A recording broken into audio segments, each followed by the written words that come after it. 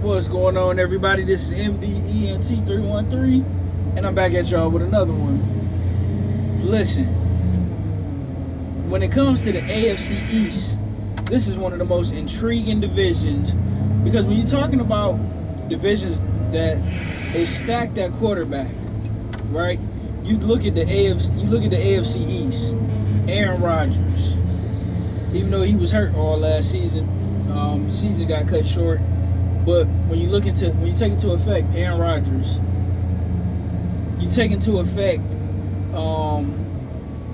Josh Allen, Tua Tagovailoa, who just signed a crazy deal, and last but not least, this is the only team without a good quarterback, but they just drafted one, and Drake May, even though they announced that he wasn't going to be starting. So when it comes to ranking these teams, right, I'm going to start at number 4 at the absolute worst team. And the absolute worst team, if I'm being completely honest, the absolute worst team is going to be the New England Patriots. I don't think nobody would disagree. When you look at their roster from top to bottom, they have probably one of the worst rosters in the National Football League in general. Point blank period. We don't got to sugarcoat it. We don't got to beat around the bush. We could be open and honest about it. The New England Patriots is by far the worst division. Their defense, particularly on the back end, is pretty decent. But when you look at the front end and when you look at the linebackers, they kind of decent, but not really too good. When you look at the offense is completely anemic. No top running backs, no top receivers to speak of. Quarterback situation in shambles. You draft a rookie in Drake May, but you start an old Adrian Bridge quarterback and Jacoby Brissett. So teams like the New England Patriots and the Carolina Panthers, even though I personally believe that the Carolina Panthers are probably better than the New England Patriots, but the New England Patriots is going to be contending for the number 1 pick overall, and I'm pretty sure they're not going to draft the quarterback because they just drafted one this year. That'd kind of be the Arizona Cardinals all over again. So, with that being said, the New England Patriots are by far the worst team in the division. Coming in at number 3, I know this is going to catch y'all by surprise, but I have the Buffalo Bills here until Josh Allen can show me that he can put up MVP caliber numbers without elite level wide receivers. I'm gonna have to trust what my eyes have been showing me, right? Prior to Stephon Diggs getting there, Josh Allen was average to below average at best. And even with Stephon Diggs there, the last year, Stephon Diggs went, I want to say, 6 or 7 straight games without 100 yards. So Josh Allen has been having to spread the ball around, but he's been primarily doing it with his legs, right? When you look at quarterbacks who traditionally have to make a lot of plays with their legs, Michael Vick, Josh Allen, Lamar Jackson, Robert Griffin III, Russell Wilson, they typically don't last very long, right? They may have a phenomenal career, but it's usually a relatively short career because they take so much punishment, right?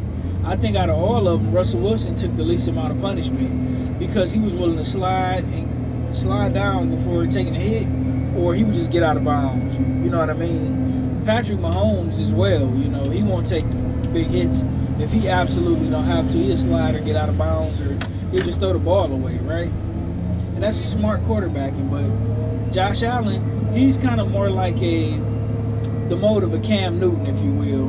Big arm, can run the ball. He's a pretty big guy. A lot of guys don't want to really tackle a guy that big when he's going downhill, if you will. But, far as just throwing in a pocket, he hasn't shown me what I need to see from a standpoint of not having elite level wide receiver. So I got the Buffalo Bills as my number 3 team, right? Coming in at number 2, this may surprise you, they have the most dynamic offense in the game. Yes, ladies and gentlemen, I'm talking about the Miami Dolphins is my number 2 team. in the AFC East division. Do you know why they my number 2 team? I'm glad you asked. They my number 2 team because I do not believe in Tua Tagovailoa. Shout out to you for getting your money and fleecing the Miami Dolphins organization. I ain't mad at you. You're talking about a team that has one of the best play callers in Mike McDaniels. With one of the most electric receiver in the game. I'm not saying he's the best, but he's the most dangerous wide receiver in the game in Tyreek Hill. And then his running mate is extremely dangerous in his own right because he's another speed demon. He's another track star. Can just blow the top off the defense. And then he's becoming a better route runner, you know, as far as getting in the middle of the field, his out routes, his complete route tree. He's getting drastically better, right? When you look at their running backs, man, they have good running backs. When you look at Devin Arcane, when you look at Robert Mostert, and when you look at that rookie that they just drafted, who I was watching in the preseason look absolutely amazing, they have weapons all over the field, and Tua Tagovailoa cannot get it done because the kind of weapons he have, the way that you maximize receivers like that, you have to be able to throw the ball downfield. And Tua Tagovailoa, arm strength is mediocre at best. Once again, it's too many times where I see Tyreek Hill full speed, wide open, deep down the field, and the ball is completely underthrown. Where he either got to slow down drastically or borderline just stop completely to catch the ball, defenders being able to catch up to him, as opposed to if he had a big arm strong quarterback, a Justin Herbert or a Lamar Jackson or Patrick Mahomes, you know what I'm saying? Somebody like that, a Josh Allen, you know, he'd be wide open for a touchdown all day long. But I don't have faith in Tua Tagovailoa, especially come wintertime when you got to play in that cold weather. Miami Dolphins just fold all the way up. So they're my number 2 team, but they will be making the playoffs. The number 1 team in the future AFC East division winners is the Jets. Yes, I said it. Aaron Rodgers is still one of the best quarterbacks in the game. I don't care that he's coming off an injury. He got Garrett Wilson. He got Breece Hall. He got a healthy Mike Williams. Decent coordinator. I'm not a fan of the head coach, Robert Slave, by no stretch of the imagination. They got an elite level defense. When you have an elite level defense and a good running game and a quarterback who can manage the game, limit turnovers, which is Aaron Rodgers' specialty, not only making plays, but particularly limiting interceptions. Aaron Rodgers is the quarterback that made it popular to have, 3, 4, 5 interceptions in a season because he don't mind throwing the ball away. That's called protecting the football, ladies and gentlemen. Aaron Rodgers, he can be a game manager and make a few big plays here or there, and that'll be enough to win a team like this a Super Bowl. Yes, the Jets will be dangerous, and they are the best team, without a doubt, in the AFC East.